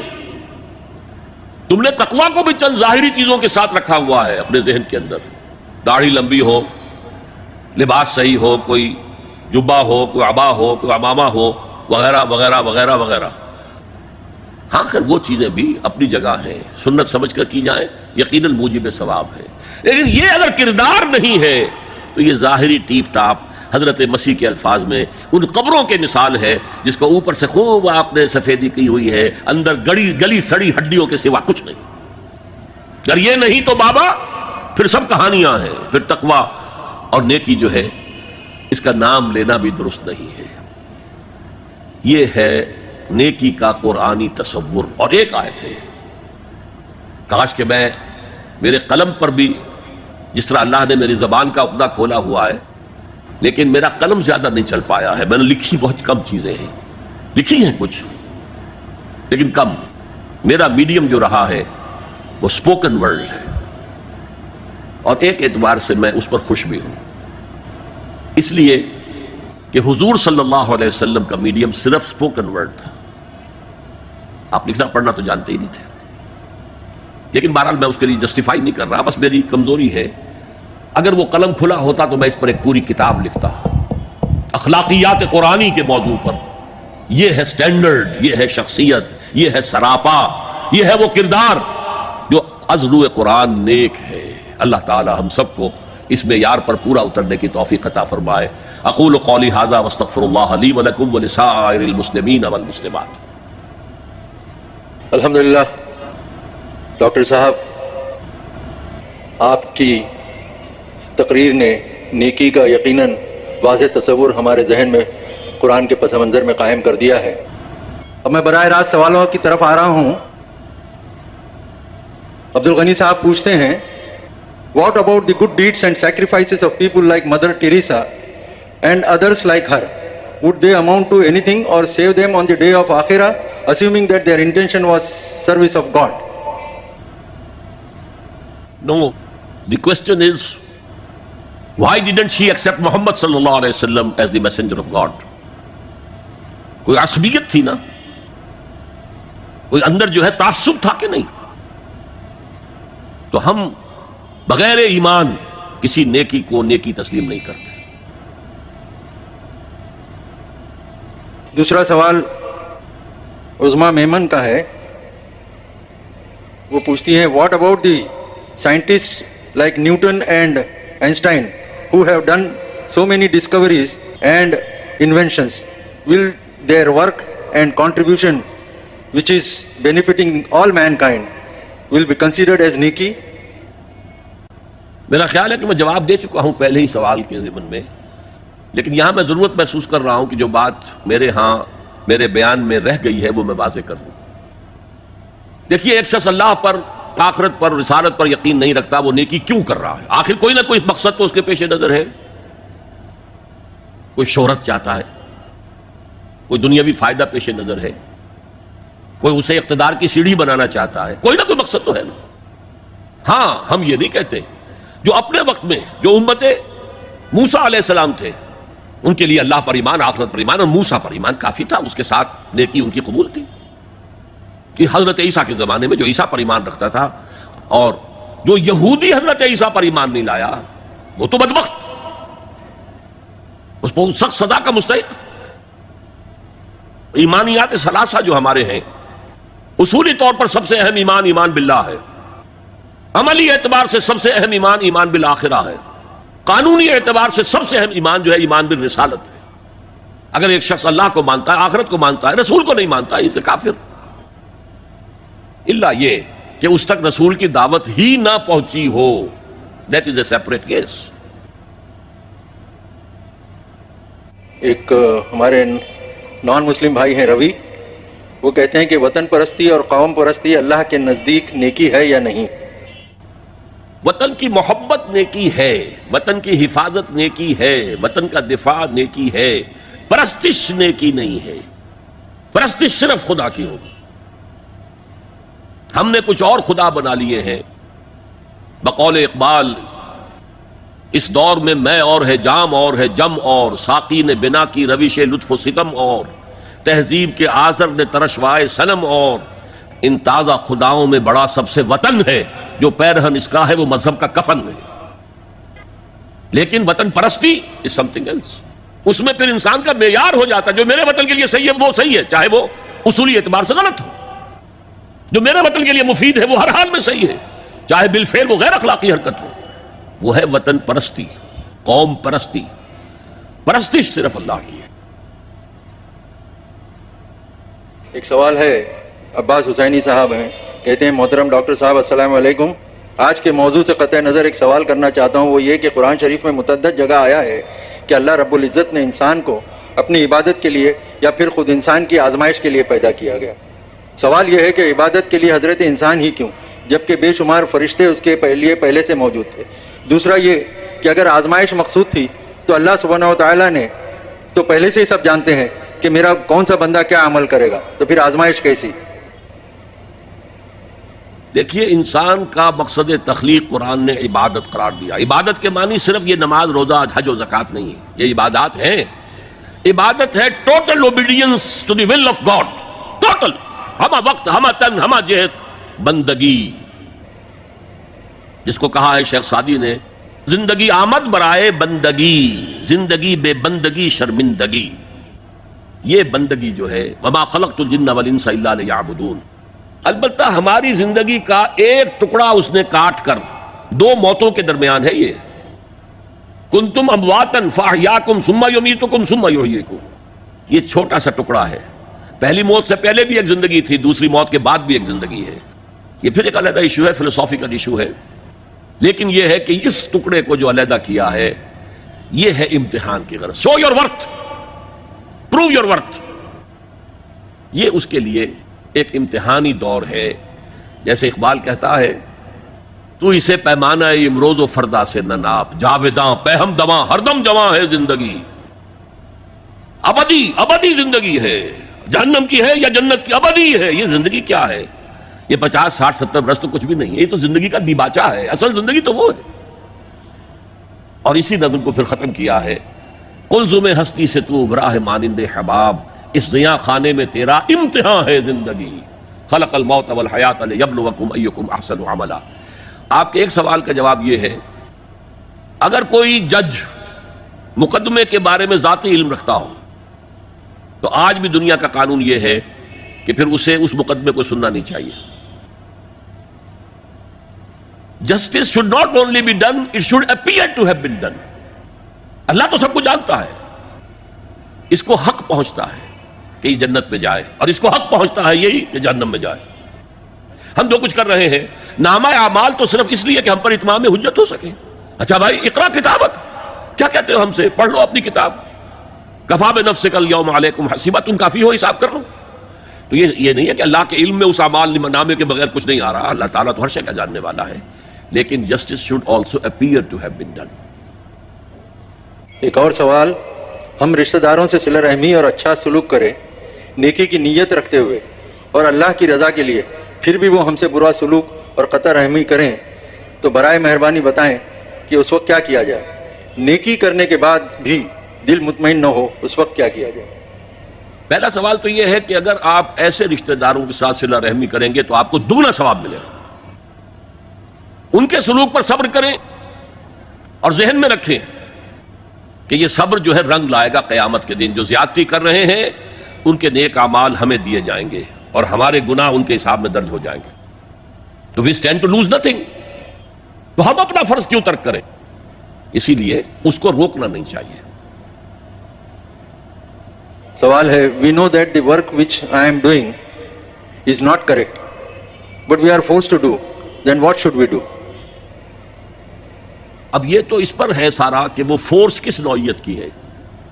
اگر تو جان کا خطرہ ہو گیا ہے اور جان جا رہی ہے تو کفر کہہ کر بھی، کفر کا کلمہ کہہ کر بھی جان بچانے کی اجازت ہے. اگر مرنے کا اندیشہ ہے، بھوک سے اور کچھ نہیں ہے سوائے کسی حرام شے کے، تو آپ مردار بھی اور سور بھی کھا کر جان بچا سکتے ہیں. لیکن اگر ایسی صورتیں نہیں ہیں اور آپ صرف اپنی کنوینئنس کو کہہ رہے ہیں کہ وہ آپ کو فورس ہو رہا ہے ایکسٹرنلی، وہ غلط ہے. ایک اور سوال ہے، عبد الحفیظ انصاری صاحب ہیں، ہمارے رشتہ داروں میں کچھ صاحب مال ہر سال 4 سے 5 لاکھ روپے عید الاضحیٰ میں قربانی پر مسلسل خرچ کر رہے ہیں، جبکہ قریبی رشتہ دار اور پڑوسی کے جوان بیٹیوں کی شادیاں نہ ہو پا رہی ہیں اور پے در پے حج اور عمرہ کے لیے جا رہے ہیں، اور سورہ بقرہ کی 177ویں کی بہت سی مد نہیں کر رہے ہیں. میرا سوال ہے، کیا ان کی ان نیکیوں کا کیا مقام ہے؟ میں نے تو آپ کو حدیث سنا دی تھی کہ بہت بڑا عالم، بہت بڑا سخی، اللہ کی راہ میں جان دے دینے والا، اس کا کیا حشر ہوا ہے اگر اس کا اصل موٹیو اللہ کی رضا حاصل کرنا نہیں ہے. اور اللہ کی رضا ہے تو جس کو جو دینا ہے لازماً دو. اگر نہیں دے رہے ہو اور صرف اپنے نفس کو خوش کرنے کے لیے کسی اور کو دے رہے ہو تو یہ نفس پرستی ہے، خدا پرستی نہیں ہے. وہاں تو جس کا حق مقدم ہے اس کو ادا کرو. نشاط خورشید پیشے سے مدرسہ ہیں، آپ پوچھ رہی ہیں کہ آپ کی موجودگی ہمارے لیے باعث مسرت ہے. نیکی، صلہ رحمی، محبت، کیا یہ ہم اپنے غیر مسلم پڑوسی کے لیے بھی کر سکتے ہیں؟ کیا ہم اس کی جانی اور مالی مدد بھی کر سکتے ہیں؟ بالکل کر سکتے ہیں. وہ غیر مسلم کے جو ہاسٹائل نہ ہو ٹورڈز اسلام، وہ پیسفل ہے، آپ کے ساتھ رہ رہا ہے، آپ کے جذبات کا بھی لحاظ کرتا ہے، آپ بھی اس کے ساتھ بھلائی کے ساتھ پیش آئیں، اس کی مدد کریں، اس کے دکھ درد بانٹیں، اس میں خطر کوئی رکاوٹ نہیں ہے. سوال ہے، کیا مسجد نبوی کا پہلا قبلہ بھی بیت المقدس ہی تھا یا خانہ کعبہ؟ پہلا قبلہ جو ہے ظاہر بات ہے کہ وہ تو میں نے آپ سے کہا 6 مہینے کے اندر اندر مسجد تعمیر ہو چکی تھی، تو ظاہر بات ہے کہ اس وقت قبلہ جو ہے وہ بیت المقدس کی طرف تھا. 16 مہینے تک رہا. البتہ مسجد کی توسیع ہوتی رہی ہے مختلف اوقات میں، تو پھر وہ دیوار جو ہے وہ پیچھے چلی گئی، ختم ہو گئی، جس میں وہ قبلہ بھی ہوتا کہ جو شمال کی طرف تھا. حریت محمود پوچھ رہی ہیں، السلام علیکم ڈاکٹر صاحب، کیا نیکی کا دعویٰ کرنا ضروری ہے؟ قطن ضروری نہیں ہے، نیکی کر دریا میں ڈال.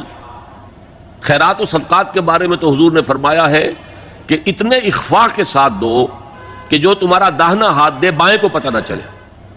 زکوٰۃ البتہ علی اعلان دو. Zakat is one of the pillars of Islam. Islam قانون کا جو نظام بناتا ہے دنیا میں، اس میں نظام معاشیات کا پلر ہے، سوشل جسٹس کے لیے بنیاد ہے. جو معاشرے کے محروم طبقات ہیں ان کو سپورٹ کرنے کے لیے وہ علی اعلان دی جائے گی اور وہ زبردستی لی جائے گی. آپ کی دکان کا حساب کیا جائے گا، 10 لاکھ کا مال ہے 2.5% دے دو. اسی طریقے سے کارخانوں کا آج زکوٰۃ کے نام سے وہ صرف جو اپنے پاس کوئی کیش ویش ہے اس کی زکوٰۃ نکال کر سمجھتے ہیں کہ زکوٰۃ ہو گئی ہے. زکوٰۃ تو اصل مال تجارت پر ہے اور وہ جتنی ہو جائے گی اس کا آپ تصور کیجئے، اور وہ پھر یقیناً غرباء کا حق جو ہے اس سے ادا ہو جائے گا. اور جیسا کہ میں نے عرض کیا اپنے دوران تقریر کہ بعض فقہا کا فتویٰ ہے کہ اگر غرباء کا حق پھر بھی ادا نہ ہو سکے، ضروریات پوری نہ ہو سکے، تو عمراء کے مال میں سے بالجبر بھی لیا جا سکتا ہے. لیکن جو والنٹری صدقہ اور خیرات آپ کر رہے ہیں اس کا اخفاء، اس کو چھپانا بہت ضروری ہے، ورنہ آپ میں تکبر پیدا ہو جائے گا، ریاکاری آ جائے گی. شاہین سلیم، ان کا سوال ہے ڈاکٹر صاحب، کئی بار ہم بغیر کسی نیت کے کسی کو تکلیف میں دیکھ کر اس کی مدد کرتے ہیں، کیا اللہ کے نزدیک وہ بھی نیکی ہے؟ اگر کوئی اور نیت آپ کی نہیں ہے، ریاکاری آپ کی نیت نہیں ہے، کسی کو دکھانا مقصود نہیں ہے، تو قطعاً اس میں وہ نہیں ہے، اللہ کے ہاں وہ نیکی ہی شمار ہوگی. انہیرنٹ اگر وہ ہے، انڈرسٹوڈ ہے اللہ کے لیے. اور جیسا کہ میں نے کہا ریاکاری نہ ہو، شہرت مقصود نہ ہو، اس لیے کہ ریاکاری کو حضور نے شرک کہا ہے. من صلی یرائی فقد اشرکا، جس نے نماز پڑھی دکھاوے کے لیے وہ شرک کر چکا. ومن صام یرائی فقد اشرکا، جس نے روزہ رکھا دکھاوے کے لیے وہ شرک کر چکا. ومن تصدق یرائی فقد اشرکا، جو صدقہ خیرات دیتا ہے دکھاوے کے لیے اس نے شرک کیا. راشد انصاری صاحب کا سوال ہے، آج کا موجودہ جمہوری نیکی کا تصور اور قرآنی تصور میں یقیناً زیادہ ظاہری فرق نہیں، لیکن کیا مذہبی تعلیم انسان کی فطری برائی کو روک سکتی ہے؟ ایک جمہوری نظام میں پینل کوڈ موجود ہوتا ہے، ہر اخلاقی جرم کے لیے کیا سزا ہے ہمارے پاس؟ اصل میں اخلاقی جرم اور وہ جرم جو کوگنیزیبل ہو ان میں بڑا فرق ہے.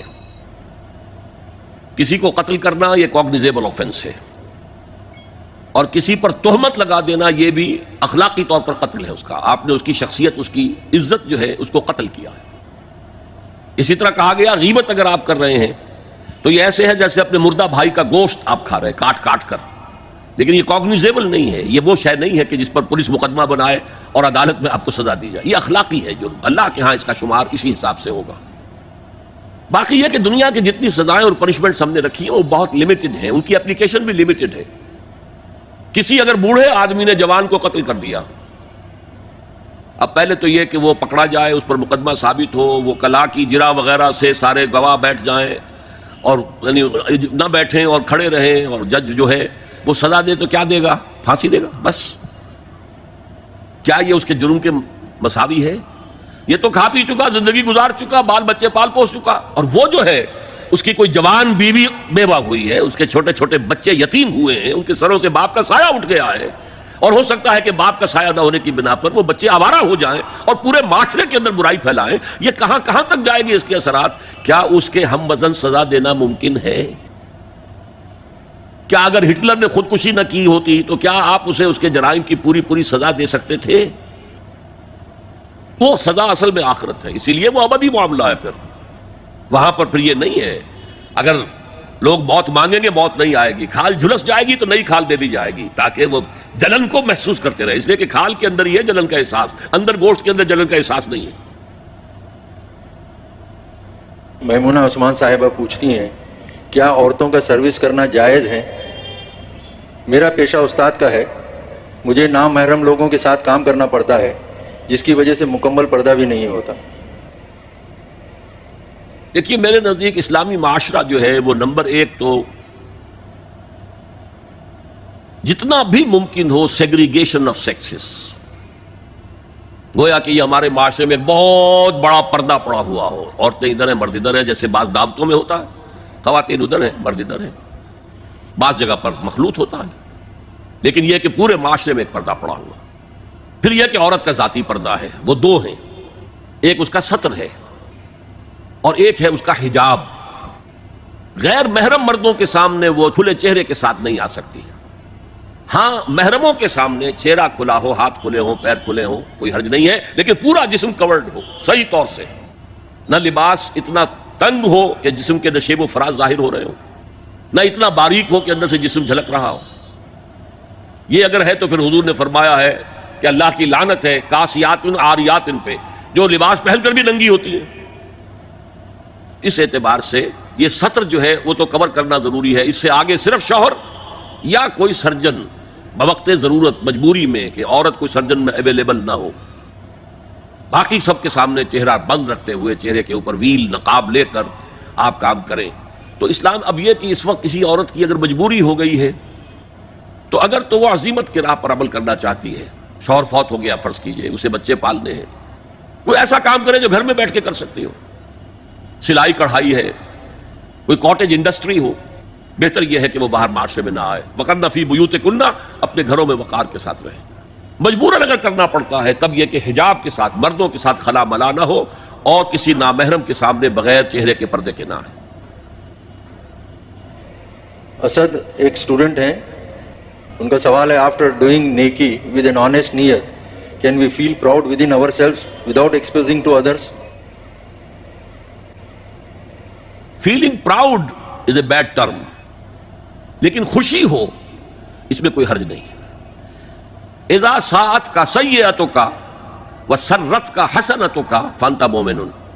اگر تجھے کوئی اچھا کام کر کے خوشی ہو اور برا کام کر کے تجھے رنج اور افسوس ہو یہ میں نے کیوں کر دیا، تو تو مومن ہے، یہ ایمان کی علامت ہے. اچھا اپنی نیت کسی کو دکھانا نہ ہو لیکن ویسے ہی کسی کے علم میں آ جائے اور وہ تعریف کرے، اس پر بھی آپ کو خوشی ہو تو آپ مجرم نہیں ہیں، اس لیے کہ اس میں آپ کی نیت نہیں تھی. اللہ تعالیٰ نیتوں کو جانتا ہے، وہ جو علیم بذات الصدور ہے، وہاں اندھا بہرا حساب کتاب نہیں ہے. رضوان سفیان طالب علم تو کہتے ہیں کہ اللہ آپ کے علم اور انداز بیان کو اور بڑھائے، بہترین اجر دے، آمین. نمبر 1، MBBS کے بعد کس بات نے آپ کو دینی علوم کی طرف کھینچا؟ دینی علوم سیکھنے کا کیا طریقہ اپنایا؟ تفصیل سے بتائیں تاکہ اوروں کے لیے بھی رہبری ہو. اصل میں پہلے تو یہ سمجھیے کہ یہ سارا معاملہ MBBS کرنے کے بعد نہیں ہوا. مجھ پر اپنے بچپن میں علامہ اقبال کا بہت اثر پڑا ہے. میں 5ویں جماعت میں تھا جبکہ میں بانگ درا پڑھ رہا تھا، اگرچہ پوری طرح سمجھ میں نہیں آتی تھی لیکن میں گنگناتا تھا اور اسے ترنم سے پڑھتا تھا اور بہرحال کچھ نہ کچھ سمجھ میں بھی آتا تھا. اور علامہ اقبال میں جواب شکوہ کا جو شعر ہے وہ گویا کہ میرے تحت الشعور میں وہ چپک کر رہ گیا. وہ زمانے میں معزز تھے مسلمان ہو کر اور تم خار ہوئے تاریک قرآن ہو کر. تو میں نے اردو کلام میٹرک تک سارا پڑھ لیا تھا علامہ کا. اس پر اضافہ ہوا حفیظ جالندری کا شاہنامہ اسلام، اس کا ایک شعر مجھے یاد رہا اور وہ بھی میرے لیے زندگی میں مؤثر ثابت ہوا کہ کیا فردوسی مرحوم نے ایران کو زندہ، خدا توفیق دے تو میں کروں اسلام کو زندہ. تو میرے یہاں اسلام کے بجائے قرآن آ گیا کہ خدا توفیق دے تو میں کروں قرآن کو زندہ. قرآن جو اس اعتبار سے کہ بند ہے جزدانوں کے اندر، صرف ایصال ثواب کی محفلیں کی جا رہی ہیں، پڑھا جا رہا ہے، یہ قرآن تو اصل میں حقیقت کے اعتبار سے ہماری نسبت کم سے کم قرآن کے ساتھ مر چکی ہے. تو یہ میرے تحت الشعور کی چیزیں ہیں. اللہ تعالیٰ کا فضل یہ ہوا کہ میٹرک میں میں نے عربی پڑھی ہے 5ویں جماعت سے لے کر 10ویں جماعت تک. اور یہ وہ زمانہ تھا جب کہ اساتذہ پڑھانا چاہتے تھے اور لڑکے طالب علم پڑھنا چاہتے تھے. واقعی یہ کمرشلائزیشن نہیں ہوئی تھی. تو میں نے عربی قواعد جو ہیں وہ ایک حد تک خوب سمجھ لیے تھے. اسی زمانے میں مولانا مودودی کی تفسیر سے متعارف ہوا جب جو فسادات ہو رہے تھے اور جو مسلمانوں کو مشرقی پنجاب سے باہر نکلنے پر، چلے جانے پر مجبور کیا جا رہا تھا. کچھ عرصے ہم محصور رہے حصار میں جو میری جائے پیدائش ہے. اس زمانے میں ہم 2 بھائی، ایک بڑے بھائی ہیں، ہم ایک مسجد میں بیٹھ کر جو ترجمان القرآن میں تفسیر چھپ رہی تھی مولانا مودودی صاحب کے زمانے میں، اس کی سورہ یوسف ہم نے پڑھی. اس نے مجھے پوزیس کیا. آگے کا معاملہ میں کہتا ہوں کہ میرا کام نہیں، میں تو پوزیس ہو گیا تھا. I don't take any credit for that. اور میں کالج میں داخل ہوتے ہی جمعیت طلبہ کا رکن بنا اور میں نے درس قرآن شروع کیا. اور اللہ نے جو کچھ صلاحیت دے رکھی تھی، کچھ منطقی ذہن دے رکھا تھا، وہ بیان کی صلاحیت تھی، تو اس سے وہ درس جو ہے وہ لوگوں کو پسند ہوا. اور یہی چیز ہے جو میرا ذریعہ بنتی چلی گئی. درس دینا ہے تو تیاری کرو. تفاسیر سارے دیکھو اور پہلے پوری اس کی تیاری کر لو کہ آپ اس کے اندر کوئی گرامیٹیکل غلطی نہ کریں، کہ قرات کی غلطی نہ کریں. اور یہی چیز میرا ذریعہ بن گیا ہے. درس و تدریس قرآن جو ہے یہی میرے علم قرآن میں اضافے کا موجب ہوا ہے. ویسے اگر 2 منٹ میں اور لے لوں تو میں نے قرآن مجید کا علم اور اس کا فہم جو ہے وہ 4 سورسز سے اخذ کیا ہے. ایک سورس ہے جسے میں ابوین کہتا ہوں، 2 باپ، ابو الکلام ابو الاعلی. یہ تحریکی مزاج کے لوگ تھے. ابو الکلام نے حزب اللہ قائم کی تھی 1913 میں بیعت کی بنیاد پر. ابو الاعلی نے جماعت اسلامی قائم کی 1941 میں. تو ان کی تفسیریں ابو الکلام کی بھی اور مولانا مودودی کی بھی، دیٹ از 1 سورس. سیکنڈ مولانا حمید الدین فراہی اور مولانا امین احسن اصلاحی، ان کی تفسیروں میں کلام میں ربط کا معاملہ، سورتوں کا آپس میں ربط، سورتوں کے مرکزی عمود، ان پر زیادہ اہمیت ہے. میں نے یہ وہاں سے لیا. تو ان کو میں ہی این کہہ دیتا ہوں، حالانکہ وہ بنتا نہیں ہے صحیح.